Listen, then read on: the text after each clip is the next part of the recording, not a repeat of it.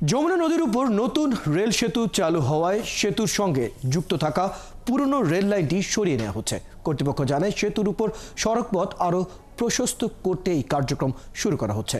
আর সেতু সাইট অফিসের নির্বাহী প্রকৌশলী আহসানুল কবির পাভেল জানান, 2023 সালে সেতু কর্তৃপক্ষ এবং এবছর এপ্রিল মাসে সিরাজগঞ্জ জেলা প্রশাসন এই রেল লাইন অপসারণের জন্য প্রস্তাব দিয়েছিলেন।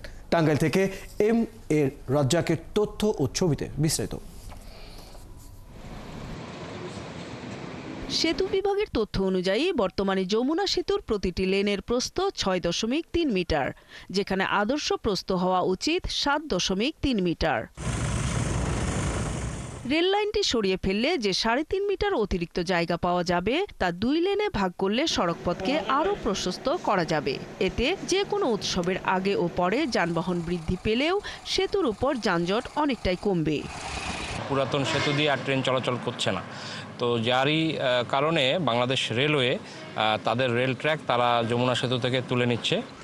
2008 সালে সেতুর কিছু অংশে ফাটল দেখা দিলে রেল চলাচলের গতি কমিয়ে দেয়া হয়। এই সমস্যার সমাধানে যমুনা সেতুর উত্তর পাশে নির্মিত হয় দেশের যমুনা রেল সেতু। পাশাপাশি বর্তমান সময়ে যে ট্রাফিক যায়, গড় ট্রাফিক 23 থেকে 24,000 গড় ট্রাফিক যায়, সেটা কিছুটা হলেও সুবিধা পাবে এবং যানজটকালীন সময়ে বা যদি কোনো দুর্ঘটনা ঘটে সে সময় উদ্ধার কার্যক্রমে আমাদের সুবিধা হবে। কনসালট্যান্ট একটা টেকনিক্যাল স্টাডি করবে, টেকনিক্যাল স্টাডির শেষে কিভাবে আসলে প্রশস্ত করা হবে এই বিষয়ে একটা ডিজাইন পাওয়া যাবে। এবছর 12ই ফেব্রুয়ারি এই নতুন সেতু দিয়ে প্রথমবারের মতো যাত্রীবাহী ট্রেন চলাচল শুরু হয়। এরপর থেকে সেতুর সঙ্গে থাকা রেল লাইনের উপর দিয়ে ট্রেন চলাচল একেবারেই বন্ধ করে দেয়া হয়।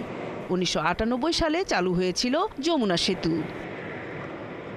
নূর তাজমিন নীর, 71।